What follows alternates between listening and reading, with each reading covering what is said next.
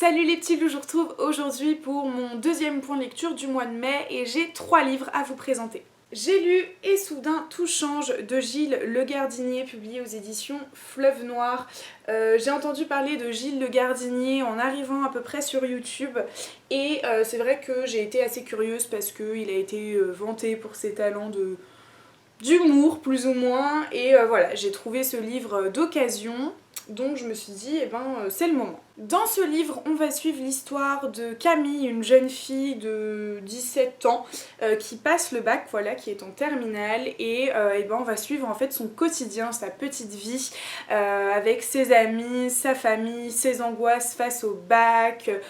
Voilà, je peux pas vraiment vous en dire plus. Je vais du coup commencer forcément avec la plume de Gilles Le Gardinier qui nous a donc raconté cette histoire avec beaucoup d'humour, beaucoup de tendresse. Voilà, j'ai pas ri aux éclats, mais je trouve sa manière de raconter un petit peu ironique et voilà, j'ai bien apprécié, j'ai trouvé ça très mignon et voilà, c'est beaucoup d'humour, beaucoup de tendresse et c'est très attachant. Il y a pas mal de thèmes qui sont abordés dans ce livre.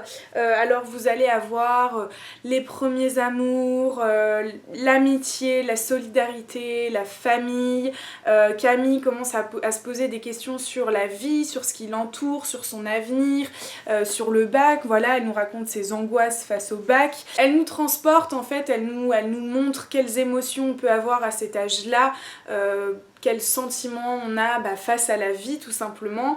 Et vous avez également le sujet de la maladie qui est abordé et notamment la manière dont elle est appréhendée par les jeunes, par les ados, la manière dont ils gèrent la maladie d'un de leurs amis et comment ils avancent ensemble, soudés et voilà, c'était très mignon. Si j'ai une critique à faire à ce livre, c'est que pour moi ça commence, il y a une espèce de trame dans ce livre et pour moi ça commence beaucoup trop tard, c'est-à-dire qu'au bout de 90 pages j'avais envie de fermer le livre et de passer à autre chose et finalement j'ai eu de la chance, il y a eu un petit twist qui m'a fait rester et je trouve ça dommage que ça commence aussi tard en fait. Mon regret pour ce livre c'est de l'avoir lu actuellement parce que j'aurais vraiment adoré le lire l'année où j'ai passé le bac en fait. Voilà, c'est vrai que c'était il n'y a pas si longtemps que ça, mais pour moi ça me paraît une éternité. Et je trouve qu'il y a une identification et une proximité avec le lecteur qui est très forte, mais qui peut se faire uniquement à cet âge-là. Enfin, en tout cas, c'est mon ressenti. Je sais qu'il y a 2 ans, quand j'ai passé mon bac, j'aurais été vraiment contente de lire ça, de me retrouver dans tous ces personnages, de me retrouver dans cette bande d'amis, même dans cette famille, dans tout. Et voilà, malheureusement, maintenant j'ai 20 ans, donc c'est un petit peu tard.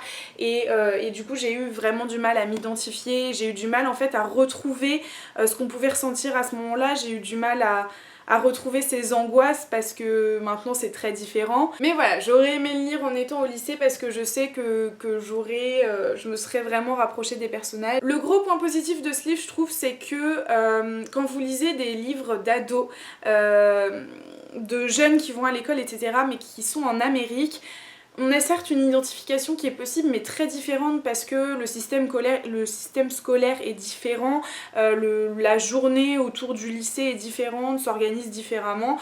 Et là c'est vraiment pareil que nous, donc voilà, si vous êtes au lycée et que vous passez le bac dans quelques jours, peut-être que lire ce livre cet été ça va vous faire remonter de bons ou mauvais souvenirs au choix, mais voilà, et si vous passez le bac l'année prochaine, je vous conseille de le lire l'année prochaine. Après avoir lu Et soudain tout change, j'avais besoin d'action, j'avais besoin d'aventure, j'avais besoin d'un livre qui me prenne aux tripes et qui ne me lâche pas, et donc j'ai été servie en tout cas avec Traqué de Andrew Fukuda, publié aux éditions Michel Lafon, que j'ai acheté donc pour les ventes privées de Michel Lafon au mois de mars. On va suivre Gene, un jeune garçon de 17 ans qui est orphelin et qui est l'un des derniers humains sur Terre, puisque maintenant sur Terre ce ne sont que des vampires, et en fait il se fond dans la masse, il fait le maximum pour ressembler aux vampires et pour pas se faire repérer, pour pas se faire dévorer.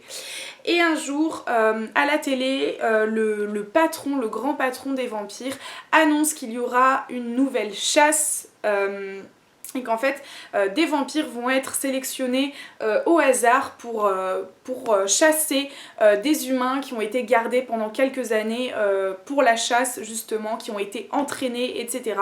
Et bien évidemment, manque de peau, Gênes est sélectionné pour participer à cette chasse, or il est lui-même humain. Alors comment est-ce qu'il va s'en sortir? Ça, je ne vous le dis pas et je vous laisserai découvrir. J'avais besoin d'action, j'avais besoin d'être stimulée, j'ai été servie avec Traqué.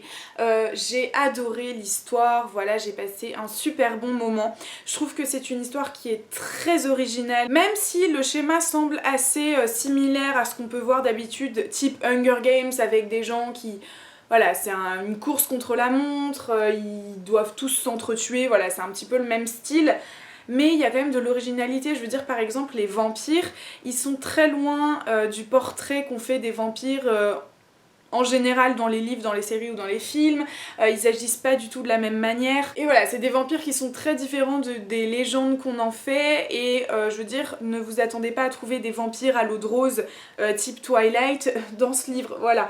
Ce sont des vampires, ce sont des méchants vampires, et ça restera comme ça. Je vais pas vous mentir, il n'y a pas énormément de rebondissements, il n'y a pas énormément de surprises, mais c'est très entraînant. Moi j'ai adoré, j'ai tourné les pages, je me suis pas arrêtée, je l'ai lu en 2 jours, ce qui n'est pas vraiment dans mes habitudes. Il y a certaines choses qui sont assez prévisibles, mais je trouve pas que ce soit gênant par rapport à la lecture, et il y a pas mal de questions qui restent sans réponse, et du coup ça incite le lecteur à aller lire le tome 2. Il s'agit d'une trilogie, et moi j'ai vraiment hâte de lire le tome 2. Je pense que je vais attendre la prochaine vente privée de Michel Lafon, parce qu'en général ils mettent les suites. Et d'ailleurs la fin s'arrête sur une phrase... Juste t'as envie de choper le tome 2 et de le lire tout de suite. Ça remet pas mal de choses en question. Personnellement je l'avais vu venir, mais j'ai été quand même contente de savoir que c'était le cas, parce que voilà, ça incite vraiment le lecteur à lire la suite, et moi je me suis fait avoir et je vais lire la suite. Voilà, je vous invite donc à lire Traqué si vous avez envie d'action, d'aventure, si vous avez envie de, voilà, d'un petit peu de science-fiction, de vous plonger dans quelque chose, un peu la course contre la montre, quelque chose qui vous amène... d'étaler un petit peu partout et qui vous met des angoisses, des frissons partout dans le dos. Et ce qui est sympa aussi, c'est que le personnage principal, donc le narrateur, est un garçon, ça change des lectures de d'habitude, et moi je me suis bien attachée à lui, j'ai beaucoup aimé son caractère, son personnage et sa manière d'être tout simplement, donc voilà, c'est une très bonne surprise et j'ai hâte de lire le tome 2. Je vais vous présenter maintenant le 3e livre. Alors je ne l'ai pas sous la main, je sais pas où je l'ai mis, je pense que je l'ai oublié chez mon copain, du coup je vais vous mettre la photo juste ici. Il s'agit donc de Caleb de Mira El-Jundir, publié aux éditions Robert Laffont dans leur collection R. On va suivre l'histoire de Caleb, qui est un jeune homme de 19 ans qui vit seul avec son père et qui se découvre un certain don au fil des pages. Il est empathe, c'est-à-dire que il peut utiliser les émotions des autres et il peut contrôler ses propres émotions, enfin c'est un petit peu compliqué, et en fait c'est un espèce de don qui est issu de sa mère. Or sa mère est décédée, voilà, il va y avoir toute une histoire de recherche de ses ancêtres et contrôle de lui-même, parce que il va être suivi par une organisation, les Sentinelles, qui veulent anéantir un petit peu les personnes qui ont des dons. Je sais pas si c'est très clair, je préfère pas vous en dire plus, je vous invite à aller voir le résumé sur internet si vous voulez plus de précision ou si vous voulez quelque chose de plus clair tout simplement. J'avais beaucoup d'attentes pour ce livre qui a donc été écrit par Ingrid Desjours sous le pseudonyme de Mira El-Jundir, et si vous avez vu mon point lecture du mois de mars, vous avez dû voir que j'ai eu un petit coup de cœur pour Ingrid Desjours avec son roman Tout pour plaire. Et du coup, j'en attendais beaucoup de Caleb. Malheureusement, ça a été une grosse déception. Alors la plume d'Ingrid Desjours m'a pas spécialement dérangée, bien que son style, je trouve, soit plus adapté à des thrillers pour adultes, des thrillers psychologiques. Voilà, ça m'a pas dérangée, je trouve pas qu'elle ait écrit mal ni quoi que ce soit, mais j'ai pas mal de points qui m'ont dérangée. Le premier c'est l'univers. Alors de base déjà je m'attendais pas du tout à ça au niveau de l'univers et j'ai pas du tout été agréablement surprise. Il faut savoir que c'est du fantastique et c'est vrai que je partais pas en me disant ça donc forcément j'ai été surprise. Je trouve que c'est un univers qui a été construit, vraiment très mal construit. Je trouve que c'est bancal, c'est décousu. Moi personnellement je n'ai strictement rien compris. Voilà, les histoires de dons, je trouve ça pas clair. J'ai compris quel était le don de Caleb, mais je ne comprends pas comment est-ce que vraiment ça fonctionne, comment est-ce qu'il s'en sert, comment est-ce que ça évolue. Voilà, je trouve que c'est décousu et mal construit tout simplement. Si vous regardez bien la couverture, la première et la quatrième de couverture, Caleb il est introduit comme un personnage mauvais, méchant, sans cœur, antipathique, égocentrique, tout ce que vous voulez. Et pour moi, j'ai pas du tout retrouvé ce personnage dans le livre. Je trouve que c'est important. Quand on écrit une spécificité sur la première ou la quatrième de couverture, je trouve que c'est important de la tenir dans le livre parce que on se retrouve forcément déçu sinon.